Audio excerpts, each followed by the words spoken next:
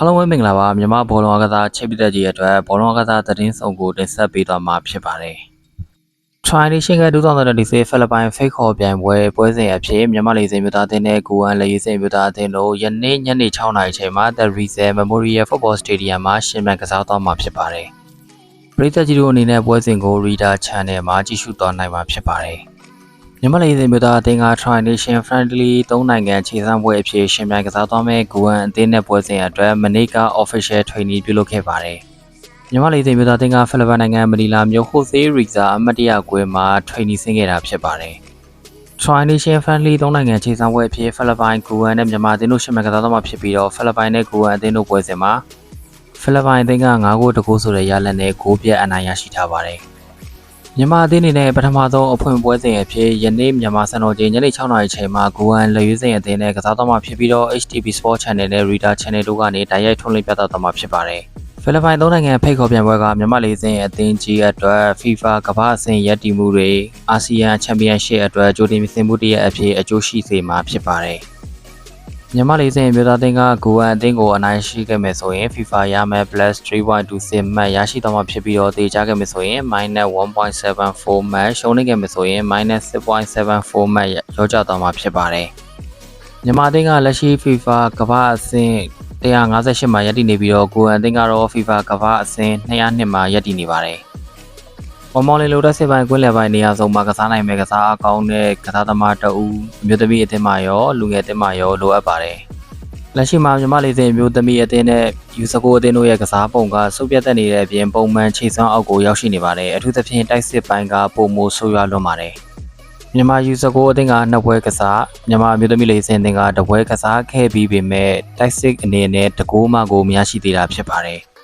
မြန်မာလေဆိပ်မြို့သားအသင်းကြီးမှာမမောင်လင်းပါဝင်ကစားမှဖြစ်တဲ့ကြောင့်မြန်မာအသင်းတိုက်စစ်ပိုင်းကအများကြီးအထောက်အကူပြုမှာတော့သိကြပါတယ်။ဒါပေမဲ့သူ့ရဲ့အပြုအမူတွေကြောင့်ပြည်သက်တချို့ကလက်မခံပေမဲ့ခြေစွမ်းပိုင်းမှာတော့အကောင်းဆုံးအနေထားမှာဆက်လက်ရပ်တည်နေသေးဖြစ်ပါတယ်။2026ဖိလစ်ပိုင်3နိုင်ငံဖိတ်ခေါ်ဖလားပြိုင်ပွဲကိုဝင်ရောက်ရှင်ပြိုင်သွားမယ်မြန်မာလေဆိပ်အသင်းကမနေ့ကညနေပိုင်းဖိလစ်ပိုင်နိုင်ငံမနီလာမြို့မှာပွဲကြိုသတင်းစာရှင်းလင်းပွဲပြုလုပ်ခဲ့ပါတယ်။မနေ့ကညနေပိုင်းမနီလာမြို့မှာပြုလုပ်ခဲ့တဲ့ဖိလစ်ပိုင်3နိုင်ငံဖိတ်ခေါ်ဖလားပြိုင်ပွဲကြိုသတင်းစာရှင်းလင်းပွဲကိုမြန်မာလေဆိပ်အသင်းဒီပြကျိုးဦးမျိုးလန်ဝင်းအသင်းကောင်းဆောင်နနာကျော်တို့တက်ရောက်ခဲ့သလိုအင်ရှင်ဖိလစ်ပိုင်အသင်းဒီပြကာလက်ဂူဒရက်စ်နဲ့အသင်းကောင်းဆောင်ခိုမရိုခါတို့လည်းတက်ရောက်ခဲ့တာကိုဖိလစ်ပိုင်နိုင်ငံဘောလုံးအဖွဲ့ချုပ်ရဲ့သတင်းထုတ်ပြန်မှုတွေအသိရှိရပါတယ်။သတင်းထုတ်ပြန်မှုတွေထဲမှာတော့ဂူဝမ်အသင်းဒီပြနဲ့အသင်းကောင်းဆောင်တို့တက်ရောက်ခဲ့တာကိုမမြင်တွေ့ခဲ့ရပါဘူး။မြန်မာလေဆိပ်မြို့သားအသင်းကယနေ့ညနေ6:00နာရီချိန်မှာဂူဝမ်အသင်းဇွန်လ9ရက်နေ့ညနေ6:00နာရီချိန်မှာအင်ရှင်ဖိလစ်ပိုင်အသင်းတို့နဲ့ရှင်ပြိုင်ကစားသွားရမှာဖြစ်ပါတယ်။သုံးနိုင်ငံဖိတ်ခေါ်ဖလားပြိုင်ပွဲဝင်ရောက်ရှင်ပြိုင်သွားမယ့်ထိုင်းလေဆိပ်မြို့သမီးအသင်းကကစားသမား23ဦးနဲ့မနေ့ကရန်ကုန်မြို့ကိုရောက်ရှိလာခဲ့တာဖြစ်ပါတယ်။ထိုင်းလေဆိပ်မြို့သမီးအသင်းကထိုင်းလေဆိပ်ဟောင်းကစားသမားနာတီပေါင်ကဒီပြအဖြစ်တာဝန်ယူကင်တွယ်နေပါတယ်။ထိုင်းလေဆိပ်မြို့သမီးအသင်းကပြီးခဲ့တဲ့ဧပြီလအတွင်းက FIFA Series အဖြစ်အာဖရိကအသင်း2သင်းနဲ့ခြေစမ်းကစားထားတဲ့နေရာမှာနှစ်ပွဲစလုံးအနိုင်ရရှိထားပါတယ်။ထိုင်းလေဆိပ်မြို့သမီးအသင်းကနယူးကယ်လီဒိုယာအသင်းကို4ဂိုးပြတ်ဒီယာကွန်ဒိုအသင်းကို2ဂိုးပြတ်ဂိုးတွေနဲ့အနိုင်ရရှိထားတာဖြစ်ပါတယ်။ထိုင်းလေဆိပ်မြို့သမီးအသင်းကဇွန်လ6ရက်နေ့ညနေ9:00နာရီချိန်မှာဥဇဘက်ကစ္စတန်မြို့သမီးအသင်းနဲ့စတင်ရှင်ပြိုင်ကစားသွားမှာဖြစ်ပြီးတော့ဇွန်လ9ရက်နေ့မှာမြန်မာမြို့သမီးလေဆိပ်အသင်းနဲ့ရှင်ပြိုင်ကစားသွားမှာဖြစ်ပါတယ်။ထိုင်းနိုင်ငံဘောလုံးအဖွဲ့ချုပ်နီစရဒိုင်တာအန်တိုနီဟက်ဆန်ကချုံမူရီမှာကျင်းပခဲ့တဲ့စီးကိန်းပြိုင်ပွဲမှာထိုင်းမျိုးသမီးလေဆိပ်အသင်းဗိုလ်ဆွဲနိုင်ဖို့အတွက်အစွမ်းကုန်ကြိုးစားခဲ့ပါတယ်။ဒီအိမ်မက်ကမဖြစ်လာခဲ့ဘဲနဲ့တတိယနေရာနဲ့သာကျင်းပခဲ့ရပေမဲ့ဒီအိမ်မက်ကိုအကောင့်ထဲပေါ်ရင်းနဲ့ထိုင်းလေဆိပ်မျိုးသမီးအသင်းအတွက်နယူးဇီလန်နိုင်ငံစီကနေကောင်းကျိုးတစ်ခုရှာဖွေတွေ့ရှိခဲ့ပါတယ်။ဒီကောင်းကျိုးကတော့2002ခုနှစ်မှာဘန်ကောက်မြို့ယာမာတီပိုဒီဆေးရုံမှာမွေးဖွားခဲ့တဲ့နက်တလီငိုဆူဝမ်ဒါမှမဟုတ်ရင်နက်အိုဆန်ပဲဖြစ်ပါတယ်။ထိုင်းလူမျိုးမိခင်စီကနေထိုင်းသွေးပါလာတဲ့နက်ကအသက်2နှစ်အရွယ်ကတည်းကနယူးဇီလန်နိုင်ငံကိုပြောင်းရွှေ့နေထိုင်ခဲ့တာဖြစ်ပါတယ်။ထိုင်းနိုင်ငံမှာနိုင်ငံသားတွေအတွက်ပုဂ္ဂလိကစုံစမ်းစစ်ဆေးရေးလုပ်ငန်းလုပ်ကိုင်နေတဲ့သူမရဲ့ဖခင်ကသမီးဖြစ်သူရဲ့အကျိုးအတွက်နေရက်ကိုပြန်ဖို့ကအကောင်းဆုံးဆိုပြီးတော့ဆုံးဖြတ်ခဲ့လို့ဖြစ်ပါတယ်။နက်တလီကိုဘောလုံးကစားဖို့စတင်ခဲ့စေတာကတော့သူမရဲ့အဖေကတဦးတည်းသောသမီးဖြစ်တဲ့နက်တလီကိုတငယ်ချင်းတွေရရှိဖို့နဲ့တခြားသူတွေနဲ့ပူးပေါင်းလှုပ်ဆောင်တက်ဖို့အတွက်အသင်းလိုက်ကစားရတဲ့အားကစားတစ်ခုကိုလုပ်ဖို့တိုက်တွန်းခဲ့ပါတယ်။တငယ်ချင်းတယောက်ကဘောလုံးကစားဖို့အကြံပေးခဲ့ပြီးတဲ့နောက်နက်တလီကအကြောင်းဝင်းတွေက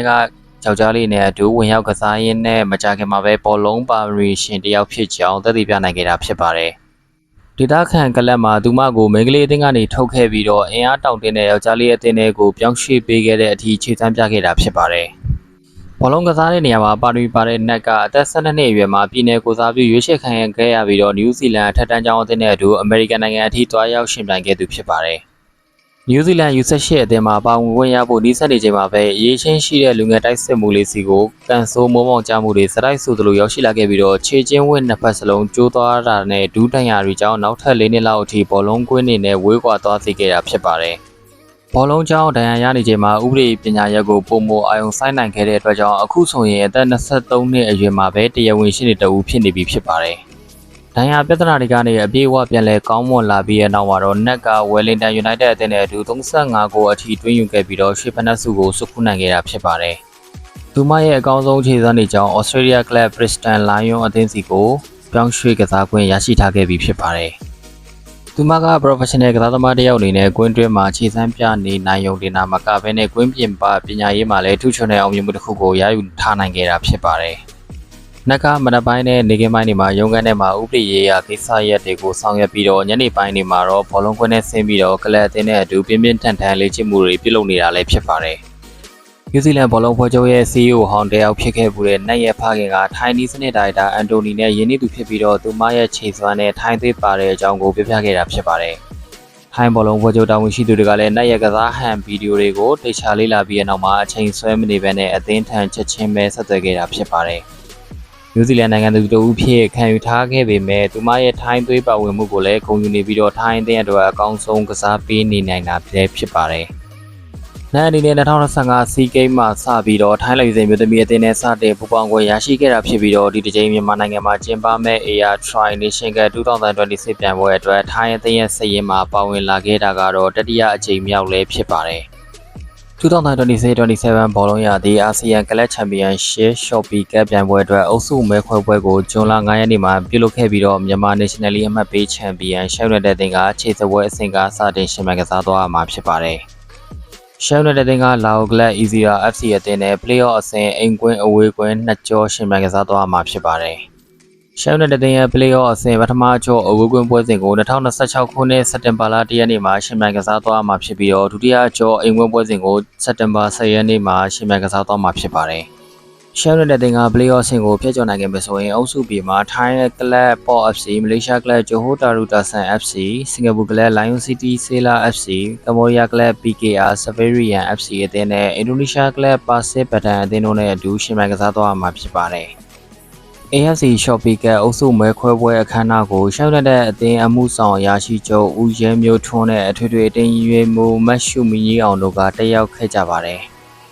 မြန်မာနိုင်ငံရဲ့အောင်မြင်ဆုံးမိုဘိုင်းဖုန်းနဲ့ဆက်ဆက်ပစ္စည်းရောင်းဆိုင်ဖြစ်တဲ့ Anycom Mobile ကရန်နာဘုံမြို့သမီးဘောလုံးအသင်းရဲ့ Official Partner အဖြစ်စာချုပ်ချုပ်ဆိုခဲ့ပါတယ်။မန်လေးမြို့ကနေစတင်ခဲ့တဲ့အမီနာမနှစ်ခုရဲ့ပူးပေါင်းဆောင်ရွက်မှုကရန်နာဘုံမြို့သမီးအသင်းရဲ့လာမယ့်ရာသီအောင်မြင်မှုခီးလန်းအတွက်ကြီးမားတဲ့အားဖြစ်မှုတစ်ရပ်ဖြစ်မှာဖြစ်ပါတယ်။ Solar Power ကလည်းရန်နာဘုံမြို့သမီးဘောလုံးအသင်းရဲ့ Official Partner ဖြစ်စာချုပ်ချုပ်ဆိုခဲ့ပါတယ်။ချုပ်ဆိုခဲ့တဲ့ Sponsor စာချုပ်အရလာမယ့်ဘောလုံးရာသီမှာရန်နာဘုံမြို့သမီးဘောလုံးအသင်းကစားသမားတွေရဲ့ပွဲထွက်ဂျာစီမှာ Solar Power အမှတ်တစိကိုဂုဏ်ယူစွာနဲ့တက်ဆင့်ရှင်ပြိုင်သွားမှာဖြစ်ပါတယ်။မြို့သမီးကလပ်အသင်း10သင်းပါဝင်ရှင်ပြိုင်သွားမယ့်2026-29ဘောလုံးရာသီမြန်မာမြို့သမီးလိပြိုင်ပွဲကိုဇွန်လ15ရက်နေ့မှာစတင်ကျင်းပသွားမှာဖြစ်ပါတယ်။ဘောလုံးရာသီတစ်မှာကလပ်အသင်းတစ်နှစ်သင်းဖြစ်တဲ့ရန်နာဘုံ FC အသင်းနဲ့ဇက်ကပ် United FC အမျိုးသမီးအသင်းတို့အပါအဝင်စုစုပေါင်းကလပ်အသင်း10သင်းပါဝင်ရှင်ပြိုင်သွားမှာဖြစ်ပါတယ်။ပွဲစဉ်တွေကိုရန်ကုန်မြို့မှာရှိတဲ့သူဝနာအားကစားကွင်းပဒုံမအားကစားကွင်းသူဝနာလေ့ကျင့်ကွင်းတဲ့ရန်ကုန် United Sport Complex နဲ့ပသိမ်မြို့မှာရှိတဲ့ကိုသိန်းအားကစားကွင်းတို့မှာကျင်းပသွားမှာဖြစ်ပြီးတော့ AR FC, ISP FC, တစ္ဆာအာမန် FC, ရန်ကုန် United FC, ရှမ်း United FC, ရန်လိုင်း United FC, မြဝတီ FC, ရန်ကုန် City FC, ရန်နာဘုံ FC နဲ့ဇက်ကွင်း United FC အသင်းတို့ပါဝင်ရှင်ပြိုင်သွားမှာဖြစ်ပါတယ်။ရန်ကုန် United အသင်းက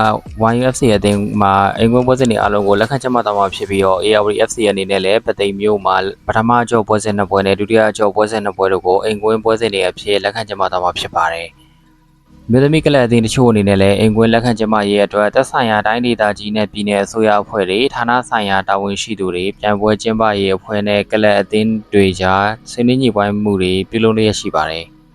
ဘောလုံးရာသီတစ်ကို2026ခုနှစ်ဇွန်လ15ရက်နေ့ကနေ2028ခုနှစ်ဇွန်လ30ရက်နေ့အထိ8လကြာကျင်းပသွားမှာဖြစ်ပါတယ်။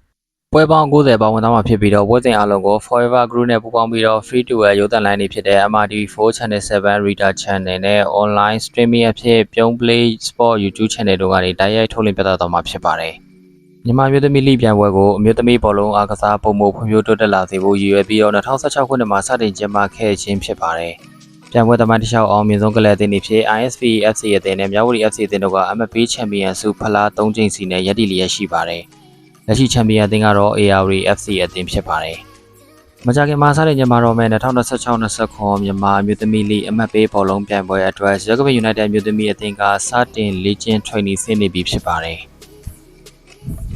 ARD မြို့သမီးတင်းရဲ့မြန်မာမြို့သမီးလေးအိမ်ကွင်းပွဲစဉ်လေးပွဲကိုပသိမ်မြို့ကိုသိန်းကွင်းမှာအရှင်အဖြစ်လက်ခံကျင်းပသွားမှာဖြစ်ပါတယ်။လက်ခံကျင်းပမဲ့ပွဲစဉ်တွေကတော့ပထမအကျော့ပွဲစဉ်2ပွဲနဲ့ဒုတိယအကျော့ပွဲစဉ်2ပွဲစုစုပေါင်း4ပွဲဖြစ်ပါတယ်။ ARD မြို့သမီးအသင်းအနေနဲ့အသင်းစတင်တည်ထောင်စဉ်ကတည်းကပထမဆုံးအကြိမ်အဖြစ်အိမ်ကွင်းလက်ခံကျင်းပသွားမှာလည်းဖြစ်ပါတယ်။မြန်မာမြို့သမီးလိပြိုင်ပွဲလက်ခံကျင်းပသွားမဲ့ပထမကွင်းကိုအမြဲတမ်းဆေးဖြူတုပ်နေတာထက်ဆိုင်ရင်နဝရေကွင်းလိုမျိုး2ယောက်ဆက်ဖြစ်တယောက်နဲ့ဖြစ်အယောင်တောက်နဲ့တုပ်ကြမယ်ဆိုရင်ပို့ပြီးတော့ကြည့်ကောင်းမှာဖြစ်ပါတယ်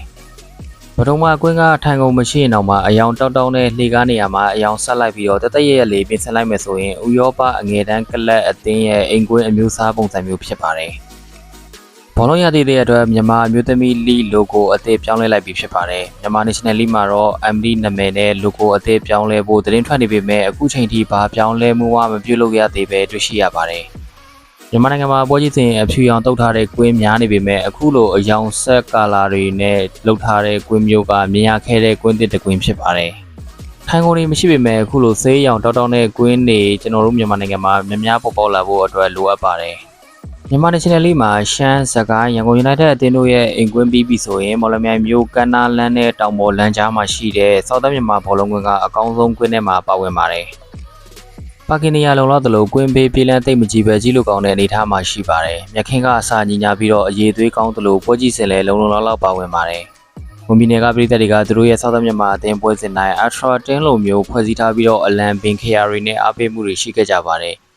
မျိုးစရာအလွန်ကောင်းတာကအင်ကွင်းကောင်းကောင်းနဲ့ပြည်သက်ခိုင်ခိုင်မာမာရှိခဲ့တဲ့အသင်းကဖျက်သိမ်းလိုက်ခဲ့ရတာပဲဖြစ်ပါတယ်။လက်ရှိအနေအထားမှာတော့မွန်ပြည်နယ်ပြော်တန်းကလပ်အသင်းတွေရှင်းမှန်ကစားနေပြီးတော့ကွင်းကမြက်ခင်းပြင်လဲဆိုးရနေပြီးတော့ပွဲကြီးစင်တွေကလည်းရင်ကြီးတွေနဲ့ဟောင်းနှမ်းနေတယ်လို့သိရှိရပါတယ်